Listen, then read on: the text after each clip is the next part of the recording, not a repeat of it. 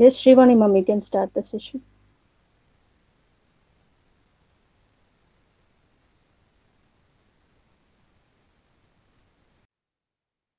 Unmute the audio, ma'am. Shrivani. Uh, Ma'am, am I audible, ma'am? yes, yes, you are audible. Yeah. A very good morning to one and all. I would like to start today's webinar with the quote, knowledge is power, power is wisdom, wisdom is understanding. Myself, Shrivani, an Assistant Professor, Department of ECE NCET. It's a great honor and privilege to welcome you to this webinar on career projection and insider view on software industry, organized by Department of ECE and NCET. Let me welcome our chief guest, resource person, Mrs. Saraswati Srinivasulu, who have come here to share her knowledge and experience with the students community. We welcome you, Saraswati, Mrs. Saraswati Srinivasulu. Hello, everyone.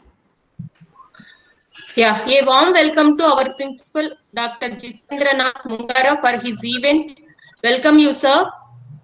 It's pleasure to welcome Dr. Mohan Kumar S., Professor and Dean, Quality Assurance. Welcome you, sir. I extend my warm welcome to Dr. Nagesh K.N., Professor and HOD of ECE Department, who always support us and to organize such events. Welcome you, sir. I would like to extend my warm welcome to convener of this program, Dr. H. Venkatesh Kumar, Professor of ECE Department. Welcome you, sir. Thank you, madam.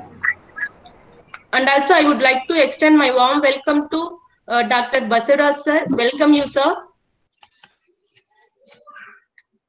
I extend my hearty welcome to Dr. Rohit S. for his continuous support to conduct this webinar. Welcome you, sir.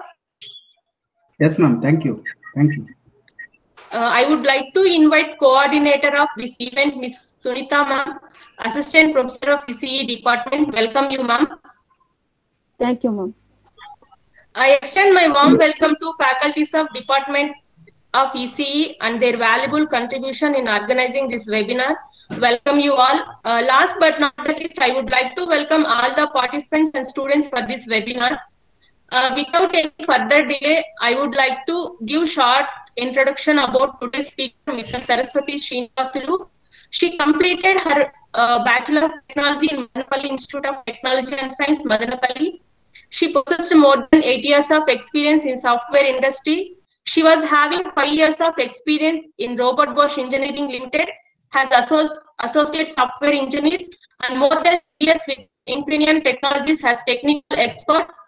Her role is an embedded engineer in automotive division and also experience lies in memory and communication protocols. Have 1 year on-site experience from Robot Bosch GmbH in Germany. Received 2 times Spot Award and also awarded for automation and productivity improvements. She was a trainer for new joiners in Bosch. I hope this webinar will definitely enhance your knowledge regarding career aspects. It's great privilege to welcome once again our chief guest, Mrs. Saraswati Srinivasulu, to enlighten with her valuable words.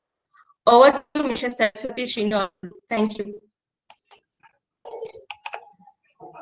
Thank you very much, Shrivani, for my introduction. Yeah, it's been quite a time since I have participated in any college seminar, and it seems like, yeah, I'm back to college. And the way meetings happens, it's a lot different. Okay, let me know just in case if you can see my screen. Yes, madam. Fine, okay. Okay, we'll start with the topic. Why am I here? And why did I choose this topic called as career projection? Why not a technical topic? The reason why I chose this career projection topic is I was a bit scared or skeptical in case if I choose a technical topic, especially on a Saturday morning, I end up making all my participants sleep. And I wanted you people to listen to me. So that's one reason why I chose some topic which is very common so that you people won't sleep and listen to me, and which is also helpful for you. And why do you need to listen to me, or how am I really qualified? Forget about the qualifications which Ma'am Shrivani mentioned. What am I really qualified at? I want to tell you a joke. So if you throw a stone in Bangalore this joke you would have heard some 1,000 times and 1,001 times. It will hit two heads of an engineers. So I'm one among them, one of the 45 lakh people who are working in IT industry. And why do you want to listen to me? Because I have experimented many things in my career, starting from giving master's examination, like doing it well, not doing sometimes, tried for master's. Of course, I didn't go for my MS, even after getting it, and failed interview almost 5 times, like when I was dreaming for my dream job. And so there were ups, there were downs. I won't say I'm totally successful, neither am I a failure, but every time I failed, I learned. So every time I learned, I started helping it for my cousins, my friends, and few of the other people. So basically hailing from a normal middle town, I know what are the problems which are faced by everyday student and what kind of guidance are needed. Or rather, I would say, whenever I thought this would help, these questions, if had someone answer to me, this would have helped. I noted it down, compiled it down, and then listed it down. So what can you expect from my training? Very general questions. So I tried to answer a few questions, commonly asked questions. Basically, when you prepare for a job and when you get a job, there are different set of questions. So I try to compile both the questions and I'll give you some intro. And next, the job opportunities in electronic division. What I do really want to mention about job opportunities in electronic division, because when I was doing my engineering, I was told, hey, there are no opportunities in electronics at all. Why are you even studying ECE if you end up have to do it in Java? If you end up coding in an IT industry, basically, why do you want to study and do all the 4 years, which is not entirely true. I'm almost by July, I'll complete 9 years of experience in embedded division. And I have seen plenty of opportunities out there. So if someone really thinks they're technically good in electronics division or really want to make their career, then I just want to give them some hints and some helps. And the third thing which I want to emphasize is related to resume and etiquette. Why resume and email etiquette is because like when my manager sends me a resume, I see many times it's not well drafted, it's been copied, and certain flaws are really not good. And one time I was told by my interviewer saying that my resume is very bad and I know multiple things better than what is mentioned in the resume. Not every time an interviewer mentions that, and I was lucky enough on that day, but what if you are not good at, lucky enough on that day, and if it gets rejected? It's a failure kind of a feeling. Of course it's not. Someone rejects you in a job interview is not a failure at all. If not this person, job provider, you will definitely have another one. So I want to emphasize on these 3 topics for today. Jumping on to the questions. During preparation mode, right? So when you need a job, so I typically remember it all 3 years, people used to study for internals, externals, seminars. And finally, when it is final year, people throw off all the subject topics and just held RS Agarwal in one hand. And then it was only looking at India Bits for interview questions and only updating resume. Means all the subjects, what you learned, was it useful or not useful? Basically, which subjects do I need to concentrate? And is it that whatever I have studied everything, will I lose everything? These kind of common questions every student will have. So these are the 7 top questions which I had in my mind when I was doing my college. So I noted it down. What we'll do, I'll just take like kind of 15 minutes of session or 10 minutes of session. I'll answer certain questions. After that, I'll leave the floor open so that people can answer some questions. I'll take some couple of questions. We'll do it like 4 sections, okay? First thing, what are the subjects which I study in college or important, which I use it in a job?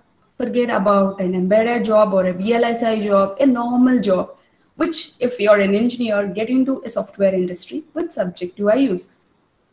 To answer this question, okay, we study almost 36 subjects, right? Almost 36 around. So if it is not important, do you think a curriculum will be given to you and you will read that subject for 6 months? And someone would waste all the set of you students, almost like 350 college students are there in Karnataka, and they waste time by putting that subject in your seminar. which means any subject in your curriculum is not wasted. So, okay, fine. Then you will ask me, okay, fine, you are telling every subject is important, but not everything I will use, right? Then tell me some subjects where I really can concentrate so that my job opportunities can go better. I can use it better. Then I just wanted to list down 10 top subjects where many of the interviewers look for, even in your job, you really need it in a day in, day out. First thing, any lab, please do not take it lightly. And mostly the records are being copied. I remember many students will be standing outside the lab, and some students inside the lab. Some would have copied the record just before half an hour, then bunking the class, finish the seminar project, all a part and parcel of life. I have done it, you have done it, and many people would have done it. But then if you are doing lab, at least by the end of the course, understand every experiment, why you are doing. So how would be your job looks like? So your job typically looks something like, your lab extrapolated into 10, 20 times, which is every day's job. If you're not doing your lab well, your job will be something like your job every time. So how would you handle it? So your jobs are the first priority. Second thing, microprocessors and microcontrollers. Probably you might take some job in like Java, Oracle. It's not wrong. If you are too good in coding, why not? Sure. But then microprocessors and microcontrollers knowledge is very important, because even if you're choosing a phone, right? So a person who has done engineering can choose a phone better. They understands what is meant by ROM, what is the internal capacity, what is RAM, how does the graphic card works, and what is the graphic card importance, why does an app stucks. These kind of questions can be easily understood or answered if your microprocessor and microcontroller knowledge is there. And even there is something called a stack overflow, there is something called as memory corruption. These are like normal terminologies. You use it in web designing, you use it in like normal day jobs, in every kind of jobs. This you will understand with microprocessor and microcontroller knowledge. And RTOS, real-time operating system. An operating system is very important. It is used from automobiles to consumer electronics to even home automation, normal website, anywhere an operating system, even your PC runs an operating system. So that subject becomes very important. Next comes computer networks, your TCP/IP protocol, UDP protocol. These things are needed everywhere. The layers, how the communication happens, how the packets move from, what is meant by physical layer, what is a network layer, what is transport layer. These are very important. Then comes your C programming. Okay, I just want to give you an example. I did my college, I got my placement done, a campus placement in the 7th sem. So one typical C programming question they asked was write ascending and descending program. I wrote it. After 5 years of experience, I changed my company. I went to a company and they asked me to write ascending and descending program, same. Then what was the change actually from the fresher to 5 years of experience, the same ascending and descending program. So it's both C language I wrote in. Then how is the C different from there to here? In the beginning, when I just joined, they looked for syntax, logic, analytical ability. But after 5 years, they looked for dynamic memory allocation, optimization, and they wanted me to implement the simple sort algorithms. So how do I develop it? It's by reading a syntax. You're not going to learn a programming language. So it is something like this. If you take any language courses, or maybe say, suppose I can speak like 4 languages, my mother tongue, I have 2 mother tongues, and then I speak Hindi and English. And if I want to learn, say, suppose Spanish, most of the language courses are like 6 months to 3 months, 3 months to 6 months typically. Why not 10 years? But English was studied 10 years, right? Why this language course is for 3 years? Because 10 years, I not only read what is meant by a language, English, what is meant by what is meant by should, but I also studied what content should go into my language. What am I really speaking? A kindergartner at a postgrad, there is difference in the content what they speak. Both of them might be speaking English.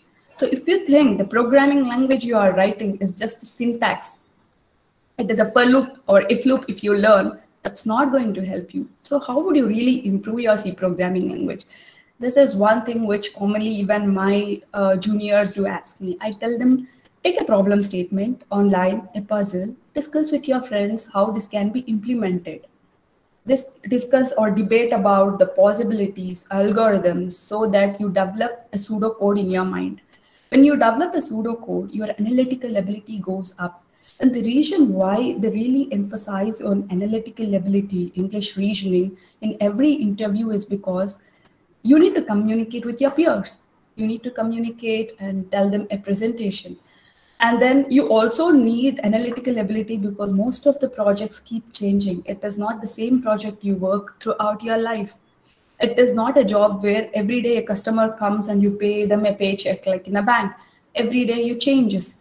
So when it changes every time, what you also need to do is you need an analytical ability so that you can adapt. How can you do it? You have to develop analytical ability. That's why they put you that in the first round. But what happens is we develop a habit. We take a book, solve the problems. Take a book, solving a problems will help you get a pattern-wise solving a problem, but not really help you develop analytical ability. That should happen over a process, not 3 months, 6 months, it takes years. So after finishing your engineering, still concentrate on the programming thing because that helps you develop your skill to think ahead. And do not say, many IT people say, okay, see, I know 10 languages, I know 15 languages. 15 languages syntax is not knowing 15 languages. You need to know only one language, decent enough, you can extrapolate. So learn C programming well in terms of analytical ability and really code it, debate on the logic rather than really mug up the programs. Then C++ concepts also becomes important for you because object-oriented programming knowledge is very important if you are looking for a job in a core programming side rather than electronic side. Seminars and projects are important. And then what are the second question, right? What subjects are looked to hire an employee? If it is a normal student, really, they won't have a lot of expectations. They expect you to be decently behaved, normal English, then subjects like microcontrollers, microprocessors, C programming, decent enough logic and reasoning subject knowledge, more than enough.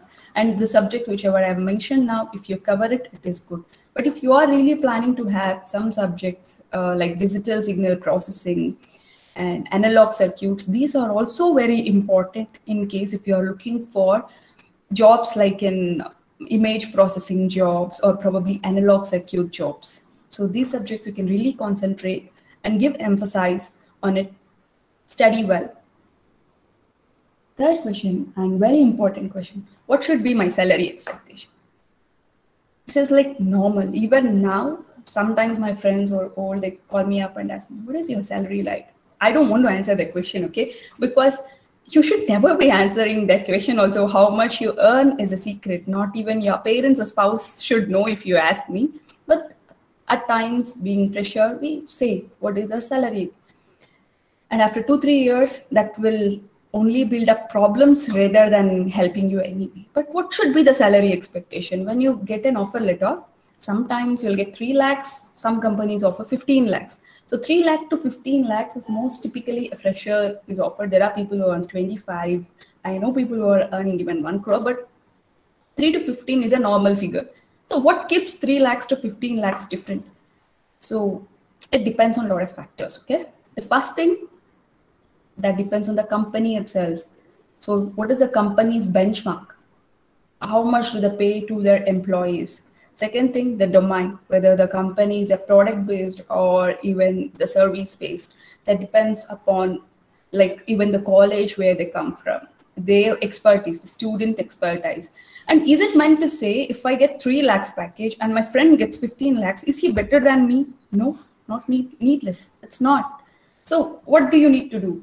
Join in a company where you get an opportunity, then you always had an option to improve. There is no stagnant here.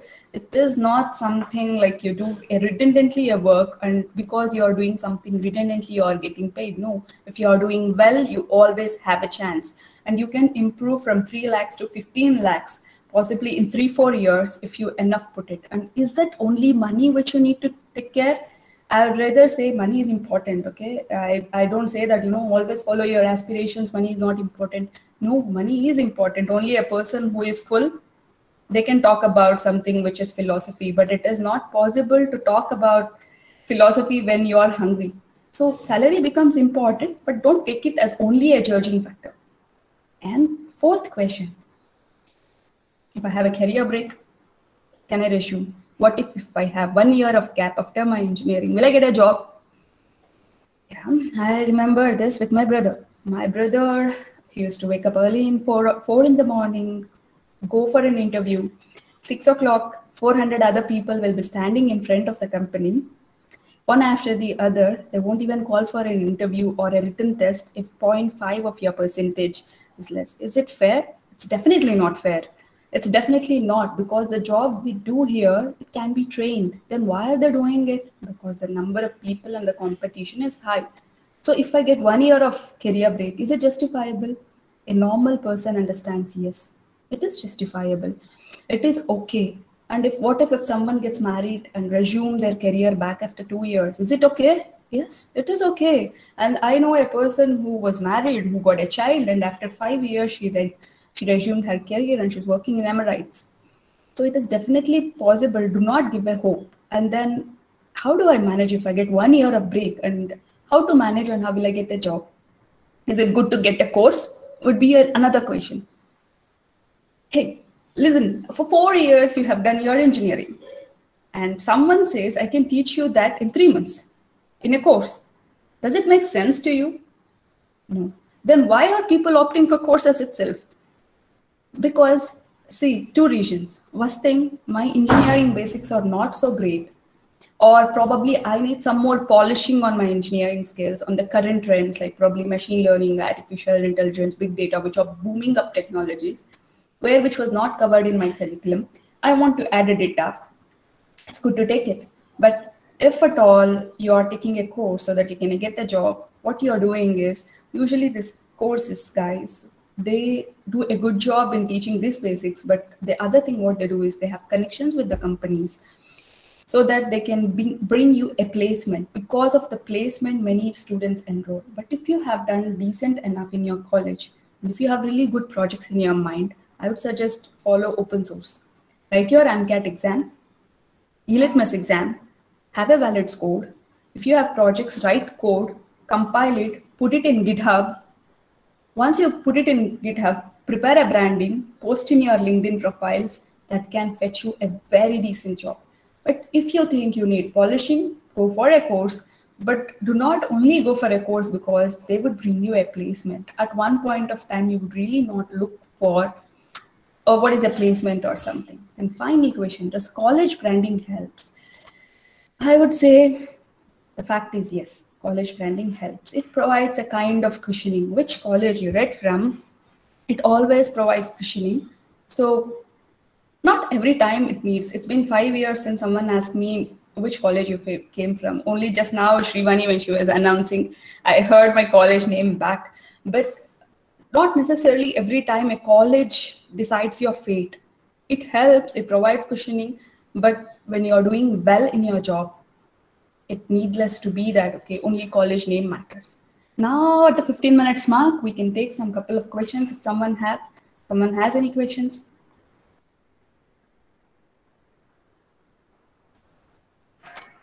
Hello, am I audible, or is everything whatever spoke is just gone? You're audible. Okay. Someone have any quick questions where students want to ask any further questions? How do I get a job, or what should I do? I'm happy to answer.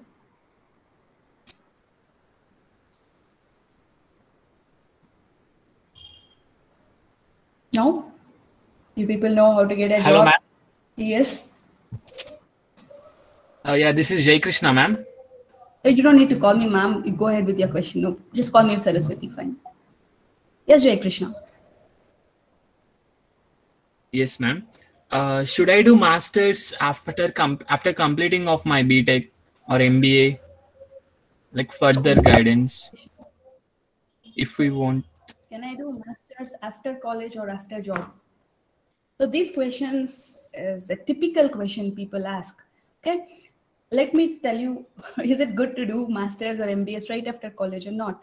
So after college, if you do it, right, there's a possibility that you finish the course very soon. And if you take a break, there's some possibility that you might not return back because you're already doing a job, you're earning enough, your financial crisis grows well. But what happens is, what do you know about a project? What do you know about a domain? What do you know about what sector do you take? Like my cousin called me up one day and asked me, can you suggest me some good projects? I told her, see, you are planning your own failure because I will tell subjects which I know. It might not suit your interest. So after doing 2 years, what happens is you will have a domain. You will know what is good. How will a project life cycle will go? What kind of things will suit me?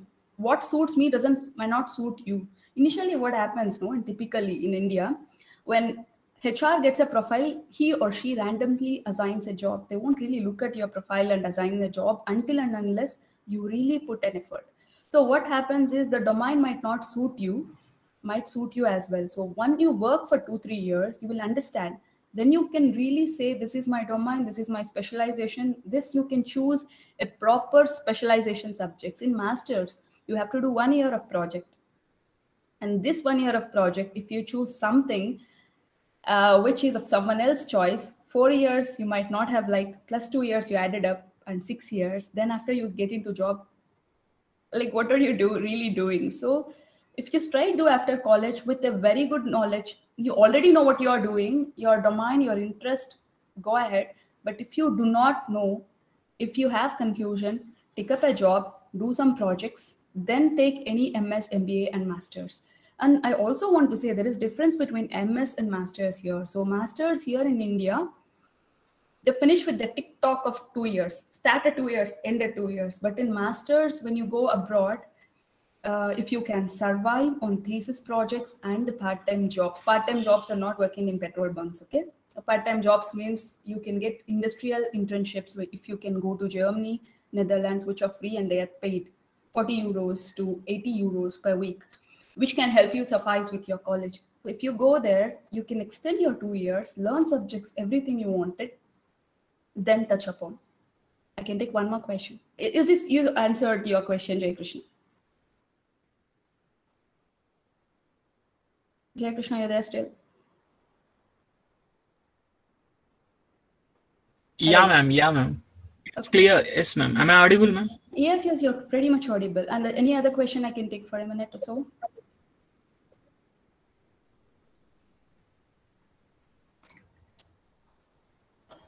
Okay, if not, then yeah, there are questions. After I got job, there are certain questions. Okay, I want to take it at the last because right now you people are late. Yeah, someone want to speak? As you said, there's a difference between MS and masters. Yeah, there is definitely difference. First thing, masters here, mostly they have subject-oriented one. And the masters there, I was there in Germany for a year and I was there in Stuttgart. And many of my friends been there. And I also tried for masters. I got admission in Kaiserslautern and later I didn't turn up there because of the other personal issues.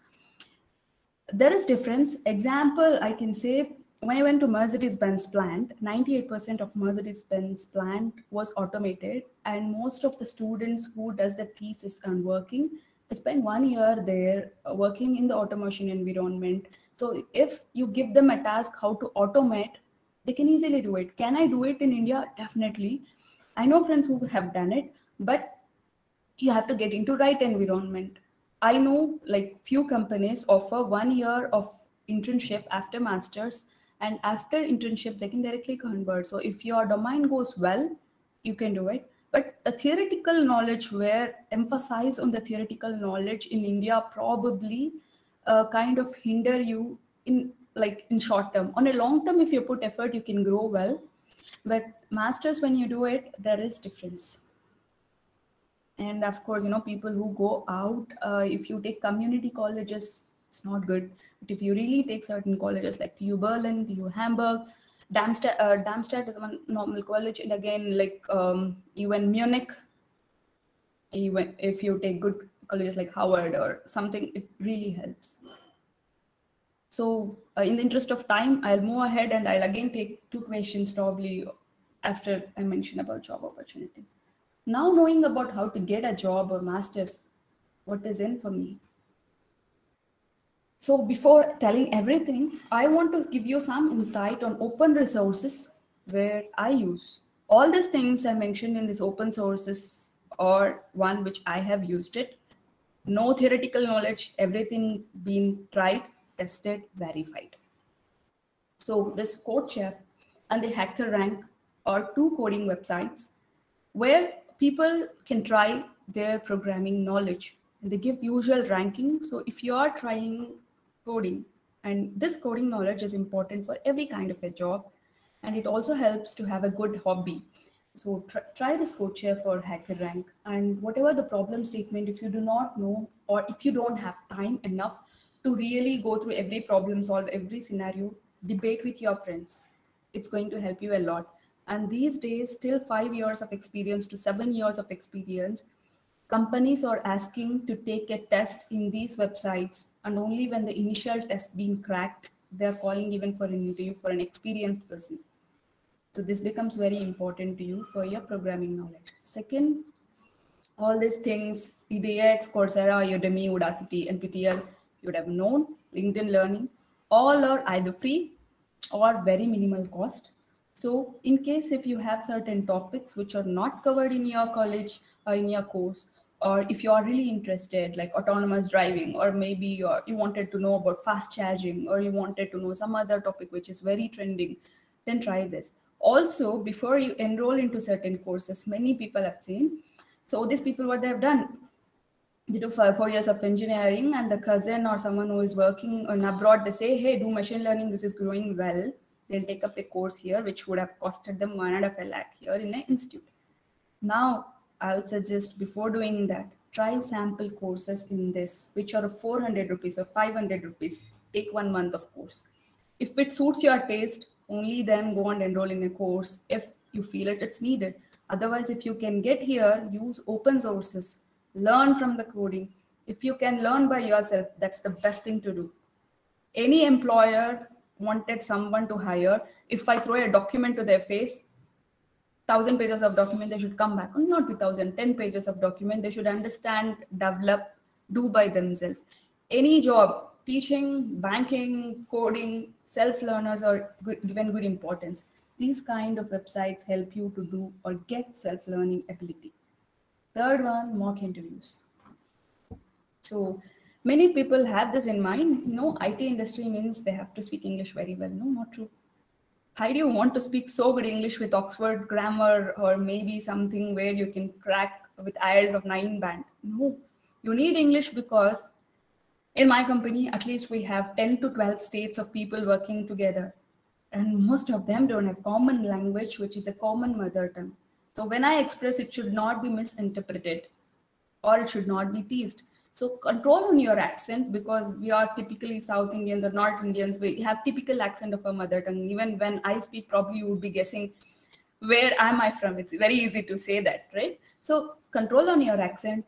Just concentrate on how you can best communicate with your friends, more than enough. And interviews, mock interviews are very important because, it's very easy because only friends can grill you. Other friend can grill you, and that is okay. And getting grilled, you will get used to from the beginning. And if you don't have that habit, all of a sudden someone does that to you, you will not be able to take it. It becomes harder.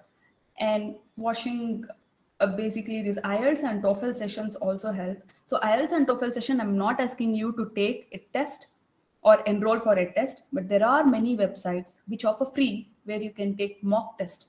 IELTS and TOEFL concentrate only on reading, listening, speaking, writing.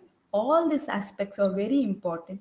Probably in a week, take half an hour or so, most of the times 40 minutes each test.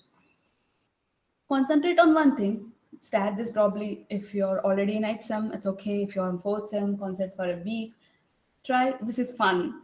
Or just watch a TV series, try to repeat with your friends what you have understood. I sometimes tell to my friends, oh, you just watched a movie, right? Tell to me same everything in English. You don't need to be fluent, but enroll so that you are confident enough to ask a question. That's fine. Many of the times, at least you people are good enough or lucky enough to be in Bangalore, in these towns like where I hail from, it's not so normal, and it becomes harder for a student with a lot of accent issues. So for them, this becomes important. Fourth one is about Toastmasters. I don't know if you people have heard this Toastmasters debating societies. They are very needed. I'll tell you why. My example. I was into public speaking. All my school, college, I was doing well, good seminars, everything. Last 3 years before, I gave a presentation because my project was chosen as one of the smart project before 400 people. My voice got broke. I got choked. I was not able to speak until I got water. I took 3 seconds of gap to 4 seconds of gap, basically to calm down myself. This happens. This happens to everyone. If someone says, I'm not scared to talk in front of people, they are talking. It's not true. Even now, I might be having some kind of anxiety when I talk to people. Maybe your teachers don't because that's their day in, day out job, but normal people do get. So how can you enhance? So there are kind of certain non-profitable organizations like Toastmasters, debating societies, which charge very minimal, like 3,000 or 4,000 for 6 months. They meet up every week. Join in some Toastmasters community. Build your community building skills. You not only build your language, you build a network. You will know a lot of stuff. Finally, if you don't know about Glassdoors, know about Glassdoors. If you ask me how much do an Intel guy or an NVIDIA guy get paid, what I would do is open a Glassdoors job, search for the position, then on rough sketch, I will understand what is their pay scale, what kind of job do they have, is it good, is it not good, or is it helpful? Is it helpful, or is it kind of what is their environment up to? This Glassdoors can give you a typical understanding. Then last and final, GitHub community. If you are not into GitHub community, join there, enjoy the free resources. So all the 6 resources, whatever I mentioned, they're almost free or charge you minimal. Do not enroll for the premium prices, but enroll for free or the mock trial versions and then use it. Okay, now we are at the 15 minutes mark.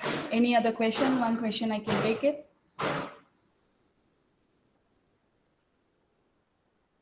No questions?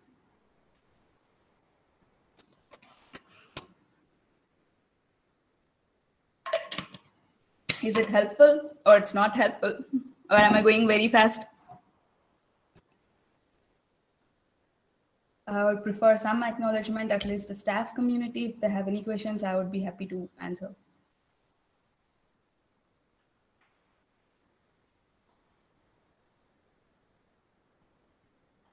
Hello? Yeah, ma'am. This is Dr. Ishwan. Yes.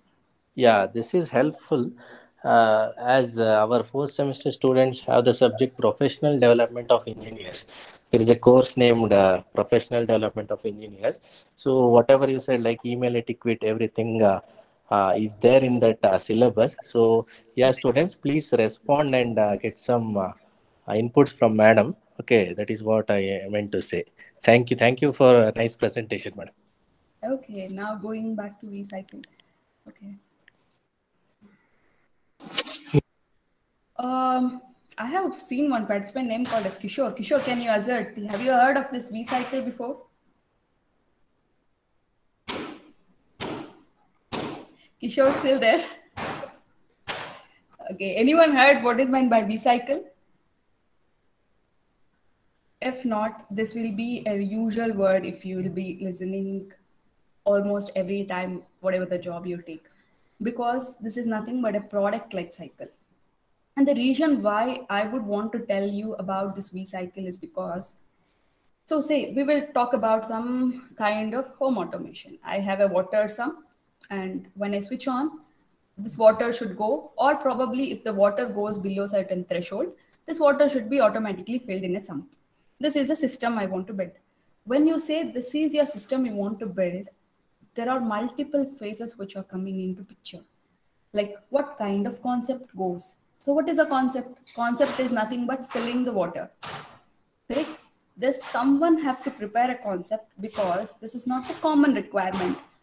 There might be 10 floors in an apartment, 5 floors. So the motor capacity they use is different, and also the power rating they have to mention, and also about the endurance, how long the system can go. They also have to assess basically what all can go wrong with this. Is it safe enough to use? So someone need to prepare a concept and an operating methodology. So the jobs which provides concept of a particular system is called as concept engineer. You know only it's an IT industry, but the very fact there are multiple kind of job roles. So I want to give you the understanding of what all the job roles are present with the help of vCycle. First, concept engineer. Concept engineer will decide basically what is the concept, how is it working, what exactly is it. That is about the concept engineer. Second one, requirement and architecture. So when you say you define a concept, you also need to know what is the requirement of the people in industry. A minute, please. So what is the requirement of or an architecture needed for a concept? Basically a concept, right? Because you need to know the customer demand, you need to know the etiquette, you need to know about your clients, someone need to do, and they have to give all these requirements and pass it to a designer. So there is also known as requirement engineer. There is a concept engineer, there is a requirement engineer, there is something called as a designer. So when you get a concept, you need someone to design. So they're called as design engineers. So these design engineers basically design. So when someone says I'm a developer, he can be a designer or he need not to be a designer. Designer and developer are different things. So developer, what they do, they give a language. So when you know the design, they will code it in C, C++, or probably in Java, any other language, and develop and give them a shape. But how the design should happen, a design engineer would do it, developer will code. Now, after that, once someone develops, you need always someone to verify and validate. Verify if that is according to the design, verify whether it is according to the requirement. So someone needs a validation engineer. So validation engineer basically test what the developer has done. So there is a validation and a tester. There is also this operation and maintenance. So operation and maintenance means you already give a product to the market, and later what you can do is you maintain it, because there will be bugs, there will be further requirements, there will be enhancements. So someone needs a production department where they really maintain this product. So you have concept engineer coming into picture, requirement engineer, designer, developer, validation engineer, tester, and a development, basically maintenance engineer. So when you get an offer letter, I would ask you, please ask them what is your job role. If it is a service-based company where they recruit 300 people or 400 people together, they'll not be able to tell, but it is good to ask and get to know. But if you get into a profile or maybe later, you please specify, ask them, like, what is the kind of a job I'm doing? Or by chance, you get into one role. And if you're not happy, it is always possible to exchange the domain or shift the domain in a time duration. It will be a bit harder if it passes the time, like 10 years down the line. If I want to change a domain, it becomes harder, but it is not impossible.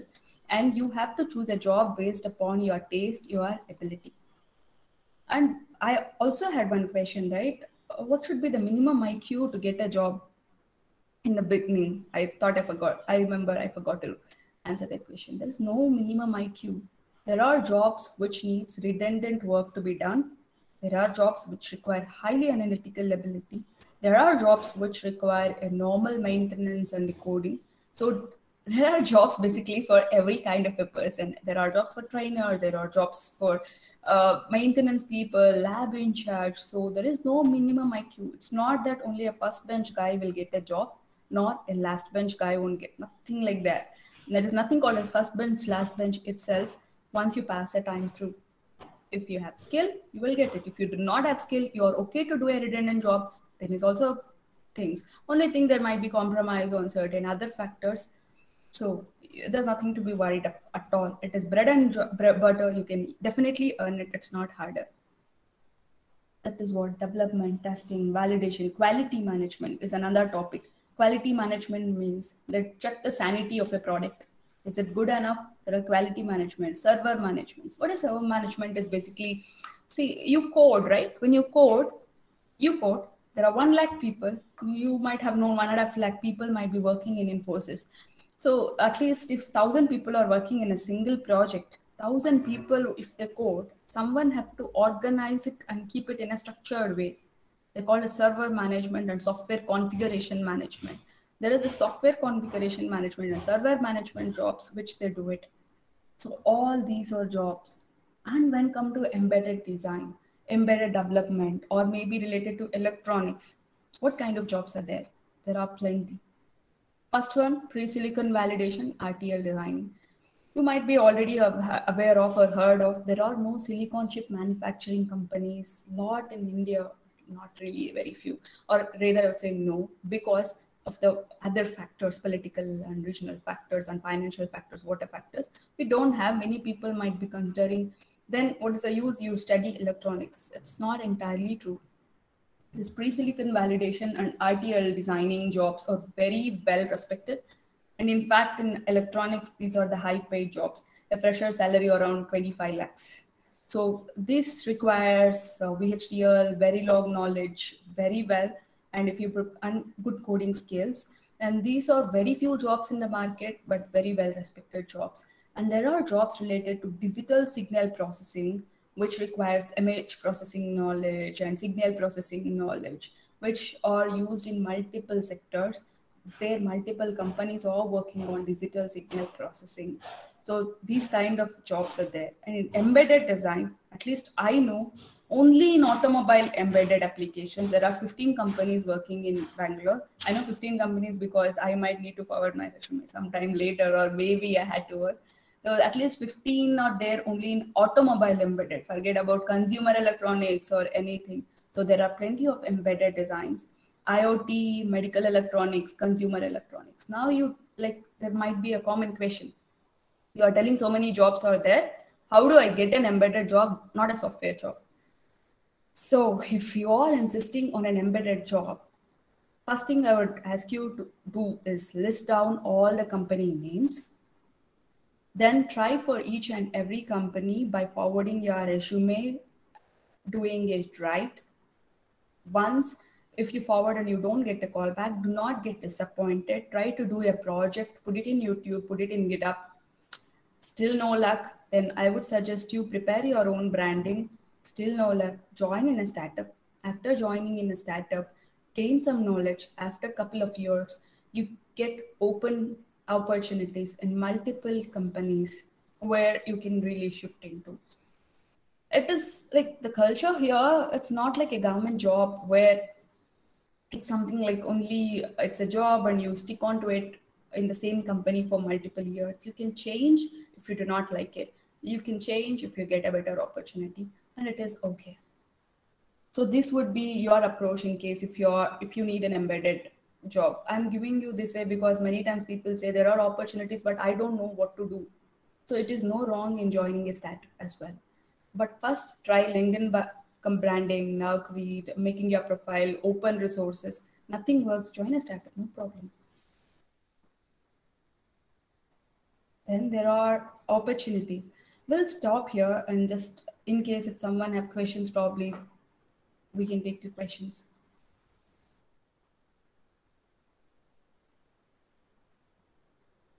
No questions? Yeah, you people are very good listeners.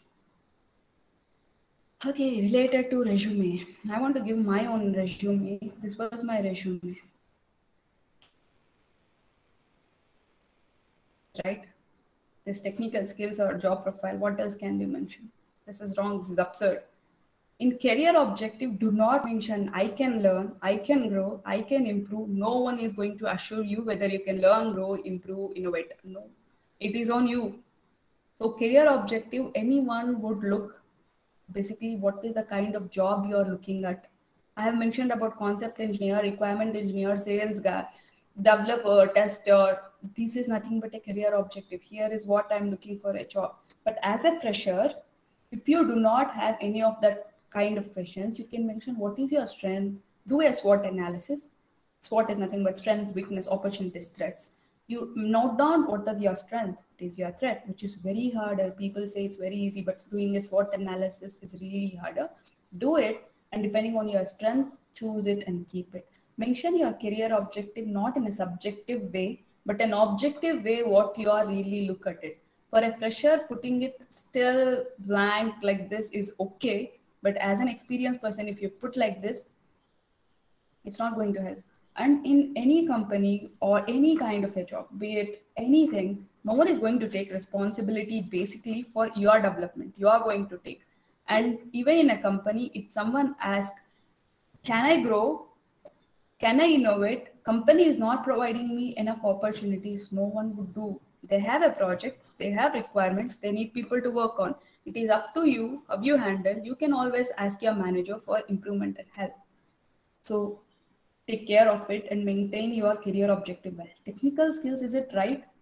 I would say it's absurd. So reason why?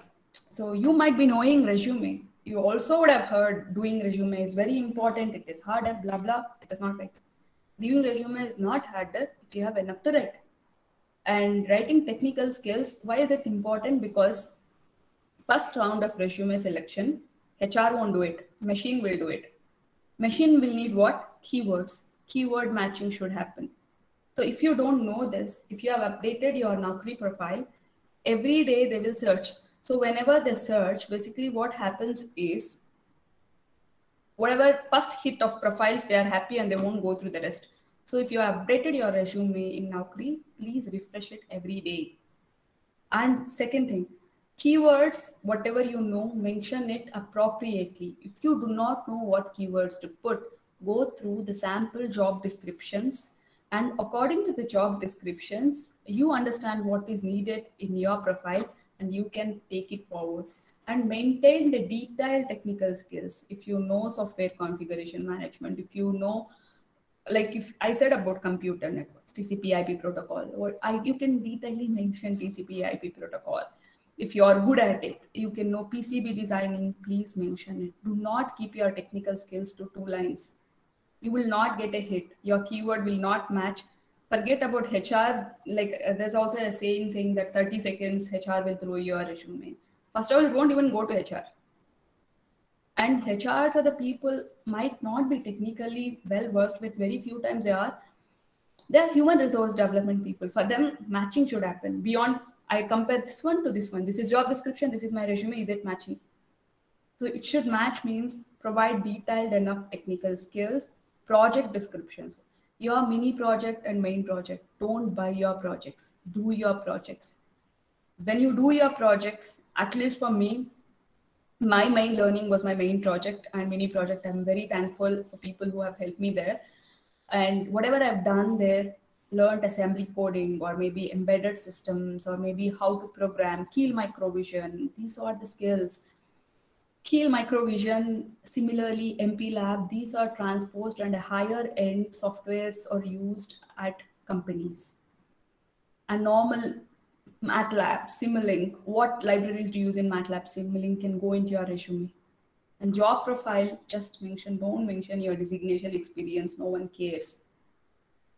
Exactly mention what was your role, what was your responsibilities. Career objective need to be detailed, mention skill set, do a proper project description, maintain proper keywords, go through sampled object descriptions. And if you have achievements, that's the best thing. Even if you have heard my profile, right? And not a lot of things coming into picture will not make you listen to me. People want someone that I have so-and-so working for me is a pride for a company. So if you have achievements, do mention. If you don't have achievements, that's okay, you will do it. That's fine. But if sorry for interrupt, ma'am. Do you have any resumes which students can see as a sample? I have my own resume, but I can share it at the lab. I mean, I can't give my resume, but I can show you. No. Can you? I think you can project at the end so that sure. you can give example how they can prepare, what are all the achievements they have to do. Because our own students, what they do is we used to push, do internship, do attend seminars and all. We used to tell, but it has to come from external mouth that. So these are the things, if they do, this will happen. So then that will be good. So I thought. Yeah, sure. I can show some sample resumes. At least mine I can show. What can go in there. Okay. Any other questions from students about resume?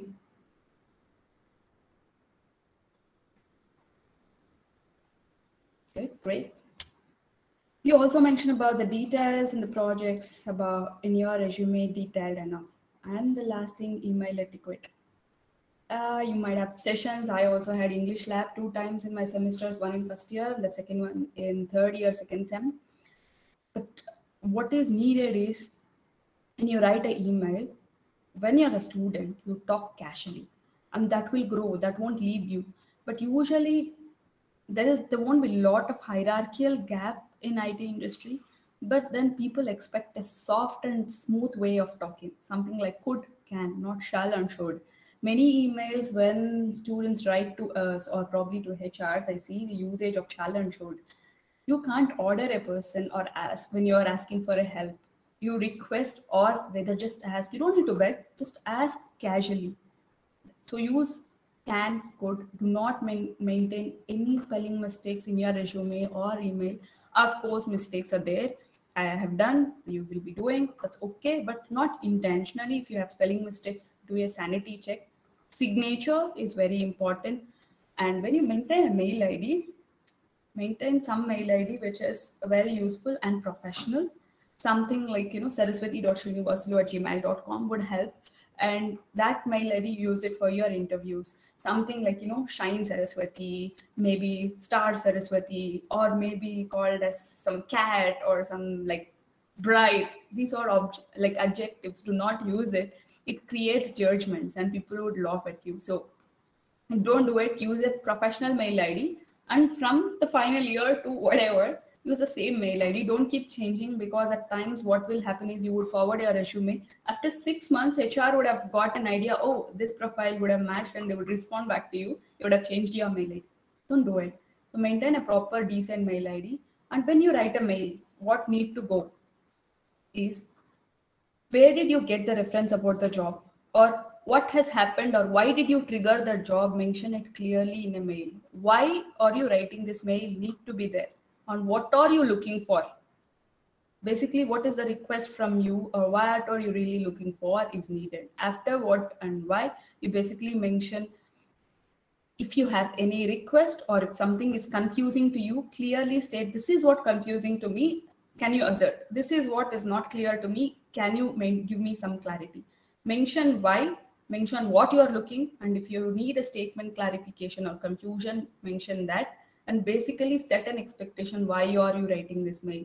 Of course, any company would teach you a detailed email etiquette, but these things you keep it in mind, well, like at least some time, so that until they train you, you know this even to get a job and also even on your daily job basis.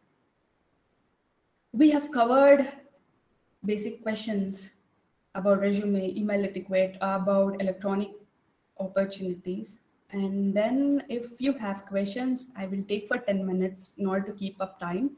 If you do not have any questions, I'll go back and just set expectations. How would be the job, what kind of things you can expect, basically like what is normal, what is not so normal or something. So anyone have questions? I'm open to have questions rather than going through a PPT. Yeah, even I have a question. Maybe it is on behalf of students. So in general, what happens is nowadays AIML and all has come, and they will segregate the resume. So what are the key adjectives students has to put in their resume? Maybe if they send the resume, so because of AIML, artificial neural network, and these softwares are there nowadays. If they give keywords, then it will sort out and it will give classified and it will give, right? So what are the key adjectives student has to put their effort or improve in their resume, and what are the adjectives they have to put in their resume? I get your question. So related to AIML and even big data, if you're not aware of, do not put it in your resume, because people are like want someone, if they call for an interview? No, no. My question was not that, because see, to segregate to classify the resumes, there are well-known intelligent softwares are there. Yes. So in that era, what are the key adjectives they have to put in their resume? That is. You my mean question. the keywords? Yeah, keywords or adjectives they have to use in their resume. So basically it's the technical skill, like embedded C is a technical skill. And even you say about MP Lab is a technical skill, microvision is a technical skill. In artificial intelligence, basically what is the library you are talking about is a technical skill. And even in machine learning, if you are talking about only the kind of natural language processing, then natural language processing also, what exactly inside the natural language processing is a technical skill. In NLP also, if you have used certain libraries like, pandas or for big data, that is a technical skill. Whatever you use, like for example, in Python, you say it is programming language, I know. And in Python, when you just mention Python, it won't get sorted. So what you need to mention would be, if you have used pandas, mention. If you have used Excel library, you mention. You also mention about what other ML relevant libraries you have used inside Python, so that these library knowledge are very important for them. And if you have used even in MATLAB, what kind of libraries have you used? Basically, is it something relevant to image processing, or is it something relevant to robotics, or what exactly have you done mention? Even in Simulink, there are parts detailed enough, exactly to the point from your project. If you mention Simulink, then followed by what? If you mention MP Lab, you have worked on PIC, mention PIC. Knowledge of PIC is also an important controller. When you say microcontroller, mention you have worked on 8051 NXP microcontrollers or Intel microcontrollers or Infineon microcontrollers. What exactly is it? And in also microcontroller, when I say what are the key attributes, is it IPs, what have you worked on? Is it ADC, Watchdog, SPI, what you know, clearly mention. And related to ML and AI, when you, before joining into the course, many people do not join a course. This is my honest suggestion, just because it's trending. Join a course because that suits your taste. Before joining a course, take a sample courses, then check if it suits you, and then check the job opportunities. As of now, these three has good opportunities, but if it doesn't suit your own profile and personal taste, it won't help you. Because you can't grow. When you can't grow, your initial package would be around 15 lakhs. After 2-3 years, you would get fired because you're not happy with it. So take something where it can really help you and you can go. And no job, concept engineering or a field engineer or a tester or a designer, no job is bad if that suits your taste and you have continuous improvement. So does this answer your question, or are you looking for any other specific kind of explanation? Yes, madam. Yes, madam. Yes. Thank you. Dear students, to the IP level, to the OSI level, mention it. Yeah. Yes, madam. Yes, so dear students, if you are having any questions, please get clarified by the madam. Now, if you do not have any questions, I have slides to present, but yeah, I'm happy to take your questions rather than just presenting something.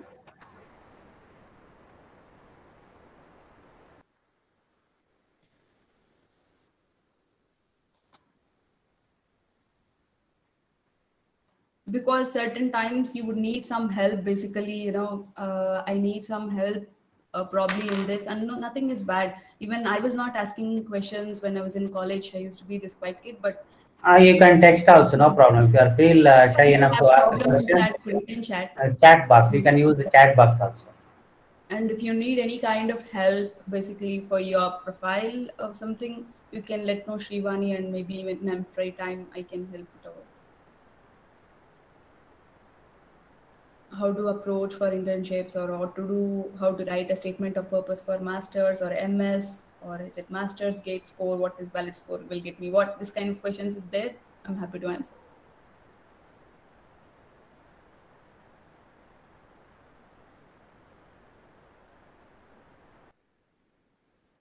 If not, I also I will just conclude it. After you got a job, do remember, as much as you struggle to get a job, you will also struggle to leave the job. because this is what happens. Attrition rate in IT industry is quite high when compared to other profiles, because a lot of things come into picture. You might not be happy with your profile. You won't really see the growth like you have expected in a company, or salary doesn't match like in friends, and that's all okay. And this will all happen. So if you find that there is some problem, try to see if you can do something. If you cannot, so job provider or a company is nothing but he gives you a job. You can always change it. You don't like it, quit it. And if you like it, quit it should not be a decision after 2 months or 3 months. After a certain time, maybe a year or maybe 1.5 years, or give some enough time and see if you cannot contribute or if you are not matching anything in that profile. There's no point continuing it. It's always a second chance. And whether you get accepted by a company or not doesn't define what kind of a person you are. How much salary you earn doesn't define what it is. In any life, I personally feel health, relationships, job, success, achievements, peace of mind, everything makes a life. And in that, job is just only this part. So at time when you're in college, getting a job itself becomes a bigger problem. But at times when you go through a lane, like 8 years down the line or 9 years down the line, basically everything matters. Something is there and something not there will not make a life complete. So health becomes very important. Once people get into a job, people tend to deviate and they neglect health because working for 15 hours slog. And I've seen people at 28 get a slip disc, 30 diabetes. So it's not good. Take care of your health. There's no point working for 15 hours. Neither no one expects to work for 15 hours. So many companies, the effective productive work taken is 6 hours. And at times you might have to stay overnight, stretch a between, and that is normal at project deliveries or something. But if this is happening whole duration of time, then I guess you should really take a judgment, then move on. Because if you are losing something and then gaining something else, it doesn't make an equation balanced. In an equation, left side should balance always the right side. So this is about it. I'm open for questions. Meanwhile, I'll be searching for a resume like he has asked. I can share that resume meanwhile. If you have questions, you can put through.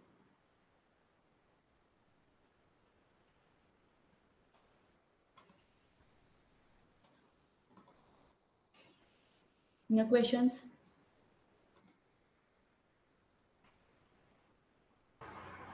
Yes. Hello, students. Any one of you come forward and ask. This is for you only program. It doesn't matter if the language is good or bad.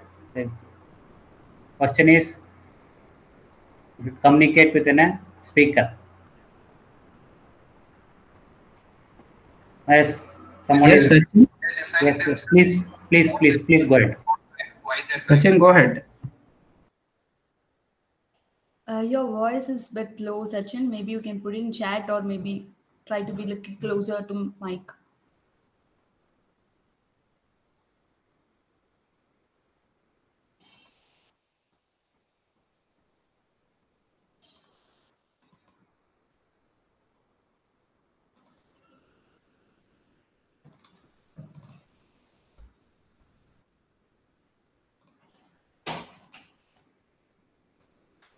Yes. Yes. Waiting for your call.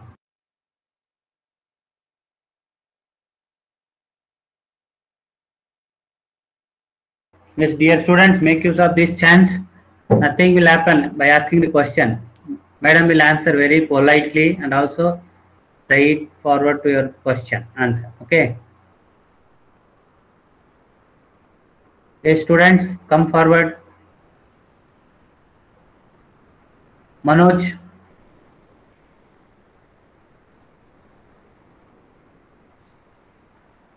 Yes, Jai Krishna.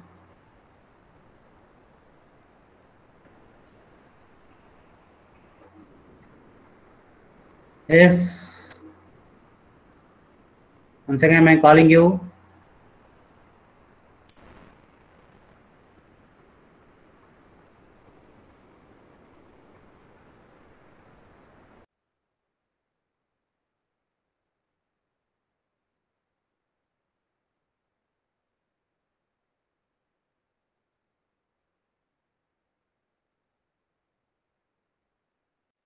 question. Ask the question.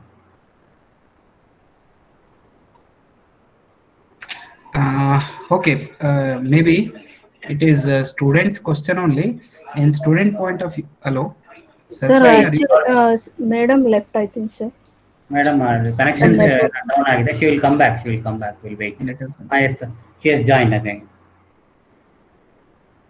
I'm sorry, there was a network issue. No problem. Yes. Okay. Go ahead, Rohit. Go ahead. Someone has a question. Sorry, please go ahead. No. Maybe it is a student's question or student point of view.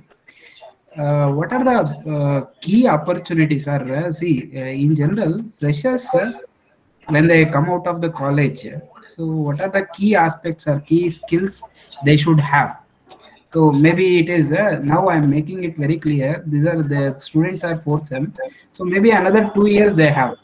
So in these 2 years, what are the key skills they should have? So that when they come out of the college, like after getting their BE degree, so they can get the job immediately. Like I have mentioned top 10 subjects, right? Everything you have done, maybe so maybe related to microprocessor, microcontrollers, and RTOS, C programming becomes very important if they are looking for embedded domain. These 4 subjects, microprocessor, a microcontroller, real-time operating system, and C becomes like everyday's job. It will be needed for them. And in case, if at all they are looking basically for something kind of a job which is in VLSI, learn about VHDL, Verilog. If you are looking job in digital signal processing, make it a signals and system digital systems. But if it's a normal IT job, do not forget microprocessor, microcontroller, RTOS, and C. C++ becomes important if they're looking for a job in a very typical IT. Like if they want to go ahead with Java or anything, then C++, Java knowledge becomes very important. Next question is, with your 8 years of experience and after coming out of this BE degree, how they can learn this C++? Yeah, everybody knows with normal teaching, they may not be able to get into that skills. Maybe they can understand, but practical exposure they may not be able to get. So how they can get the practical exposure, or how can they able to strong in that? Maybe. So yeah, this is an important thing. So if you see my open sources, so I've made my presentation in Prezi. I can give this link so that you people are also having it. You have this CodeChef, HackerRank, all those things. So don't learn only syntax. Practice these programs and coding skills in these kind of websites, which was not available when I was doing my college. We were practicing based on a small program based. Here you get a problem statement, and every case, whatever need to run on this program will be given. So you have to make all the test cases for that particular program to run through. Only then it will be clear. So these kind of availability is there currently in this both CodeChef and HackerRank. In fact, I use it still. Many companies use this as a standard portals. If they clear this portal exams, the possibility of getting job is quite higher. And some people use it as a first level of clearance. If Microchip is a company, you might be aware of this. Microchip usually uses the first level of entrance is coding. So if you clear the coding challenge, then they will admit you. So try this. So make it as a habit from the beginning so that it will be your part of life and it won't be harder.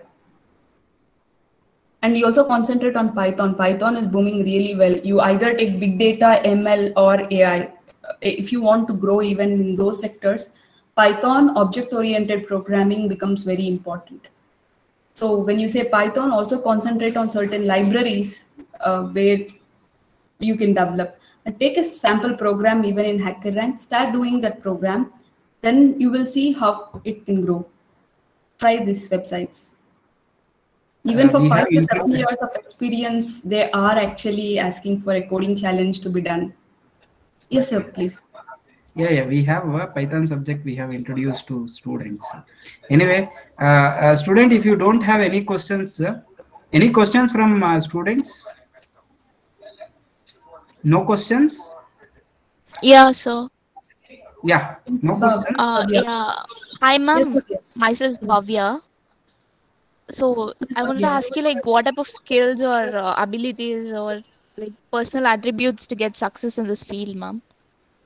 Bhavya, actually, people do talk about success, attitude, attributes, right? I personally think if you have something, if you are a self-learner, which you can make it as a habit. So how do you do it in your college is take a document, data sheet of any particular thing, or maybe certain thing, even a subject, go through that. And if you can understand things by yourself, you're called a self-learner. If you are a self-learner, organize things well, being an organizer, disciplined person, then forget about IT industry, you will succeed anywhere. To add up, you will need the subject knowledge of microcontroller, C or English or public speaking. And day in and day out, I don't know about you, but in a college, people talk, but in IT industry, most of the time people keep quiet. Only in discussion rooms they talk. It will, if you drop a pin, you can hear it. That will be that silence. So when they say English, it is only to communicate enough and to be good enough to talk across the globe clients, not really to be that, you need to be an expert. So concentrate mainly to be a self-learner, build your attitude and build a resilience. See, you have to be more comparatively disciplined from the beginning, personally and professionally. I don't think so. Personally, you cannot be disciplined, and professionally, you can be disciplined, or vice versa. It's not possible. So build your discipline, forming your small workouts, even the health options and the subject learning. Be prompt. I can't do it means you have to make through I can't do it. And you also have to justify why you can't do it. This attitude will be really appreciated, not only in IT, it's through all. And what makes IT different when compared to other jobs is, see, you have democracy in this job. There is no hierarchy. I can go to my boss and say what my boss doing is not right. And when I say, don't do this in this order, I can suggest him this is not the order. When compared to other jobs, this job has democracy because of Western culture impact. Probably, I do not claim it. So because of this, there's a change, and this field is looked separately and differently. But moreover, this is becoming our normal life if you see the trend from past 5 years. Oh yeah, ma'am. Then the communication doesn't play the crucial role to this, that you get confident or something. Whatever you're communicating, I see you are doing it pretty well, and no much is expected, but don't shy away. When I ask what kind of questions you have, if I ask my juniors the same, 1 hour will go only. That's because they'll ask so many questions, and I will be like, they won't let me do my presentation. That's why I suggested every 15 minutes I present, and after that I will take a break to take your questions. So do not shy away. What is wrong? I have a question, and each person is different. And I was thrown out in an interview, like, in 2 minutes in one interview, because I didn't know certain things. He might have judged me, but he might have thought he's intelligent, I'm stupid enough. Probably possible. So no wrong in asking questions. Ask, open enough, build resilience. That is an important attribute as an engineer one should know, one should have. Should be able to talk, should be able to open up. And success is, again, a subjective thing. It just doesn't mean getting a job or getting a package is success. No. If you are doing well, if you're happy with your life, that's success. So don't define success. It will be always a journey. It will be hard. You'll be having ups, you have downs. I couldn't get thank you. my handy. Probably I'm just searching. Meanwhile, if you have questions, please go through. Any other questions from student side?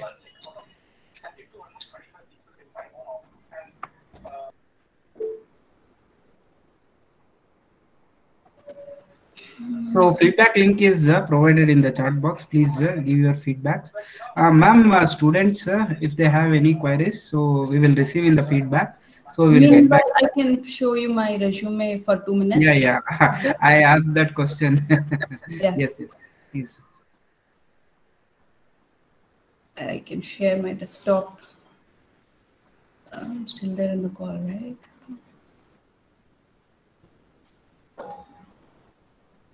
Maybe madam is having 8 years of experience. Maybe resume will be built with a lot of technical skills and other things. It is not to be same for yourself. So not needless, actually. I've seen a resume of a student from 3rd year, and I felt my resume was comparatively nothing. So nothing like that. And this is a resume before 5 years, 4 years basically. So I'll just show it to you. When you mention career objective here, I have clearly, okay, you can see my screen now. Yes. Yeah, I mentioned, right? So basically, I mentioned basically what is that I'm looking for, or basically what kind of job I'm looking for, and who is my employer. This is my career summary. So when you say about career summary for you, it becomes your projects, what kind of things you have done. And since you are 4th sem, it is very good. Take your seminars, mini project, main projects seriously. Maybe you might have planned to do your masters. That's okay. You do masters to come back and do some job later, right? So it doesn't mean you are going forever. So take your seminars and mini project and main project, learn all the skills. And in college, it's not only the subject, you also learn through your students, friends, and build your network. And even if today I'm presenting, it would be just because of the connection I have. It's nothing, no other thing, right? So build your network properly and mention what is a summary and technical skills in detail, what for what and Eclipse for what. And then projects should be detailed enough. What is a project? What have you done? What is my role in this project? And then your educational qualification.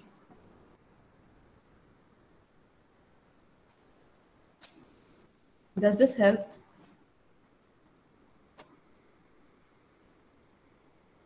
Yes, maybe. Any questions on resume? Hopefully no. So we have come to an end for this session. Ma'am, very much thank you on behalf of EC department. So if possible, maybe after pandemic, we will see you in our college for interaction in physical way one time or 2 times. And if any job opportunities or internship opportunities, please post us through Srivani so that our students may get benefit. Also, if they have any offline questions, surely we will send it to you through email, and we will get clarified from our students.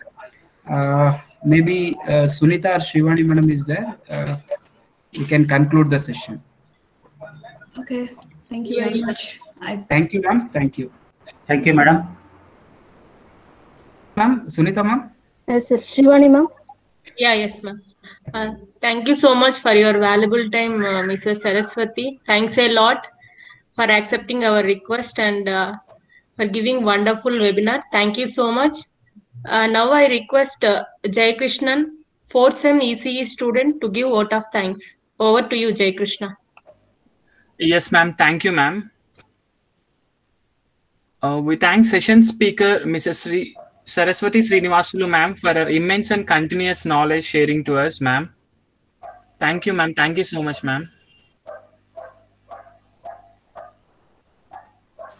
Thank you very much. I hope the session was useful, at least listenable. Thank you. Yes, ma'am. Yes, ma'am. We wholeheartedly thank management of Nagarjuna College of Engineering and Technology on behalf of Electronics and Communication, and students. We sincerely thank our principal, Dr. Jitendranath Mungara sir, for his continuous and timely inputs and guidance. Also thank Dean and Quality Assurance, Dr. Mohan Kumar sir. We thank our head of department, Dr. Nagesh Kain sir, for his timely inputs and support. We also thank webinar convener, Dr. Venkatesh Kumar sir. Thank you, my dear students. We also thank Dr. Rohit sir for supporting to this webinar, sir. Thank you. Thank you. We thank webinar coordinators, Ms. Sunita ma'am, Assistant Professor of EC Department. Thank you, Jai Krishna. And we also thank Mrs. Srivani ma'am, Assistant Professor of EC Department. Thank you, Jai Krishna. And special thanks to Dr. Baswaraj sir, Dr. Ashwin sir. Thank you. Thank you, Jai Krishna. And Jaiba ma'am.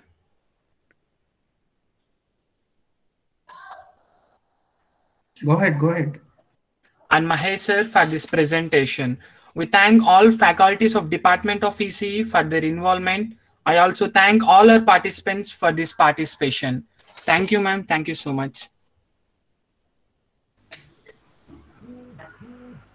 Thank you, Jai Krishna. Okay, happy weekend, everyone. Yeah, thank you, Jai Krishna. Thank you, sir. Thank you, sir. Thank you, Jai Krishna, and the speaker of the day. Thank you, sir. Thank you so much. Saraswati madam, thank you. Happy weekend, everyone. Thank you very much. Thank you, Ananda. Thank you, ma'am, for very informative session. Thank you so much. Yeah, sure. Thanks. Bye. Dear students, those who are not given feedback, please give the feedback, and you can leave the meet. Sir, with your permission, can I end the meeting? Please go ahead. Please end the meeting. Thank you. Thank you, sir. Rohit, sir. Students, if you have next hour, you will be having classes. Ma'am, Sunita ma'am, please message in the group. Yes, sir. Yes, sir. Yeah.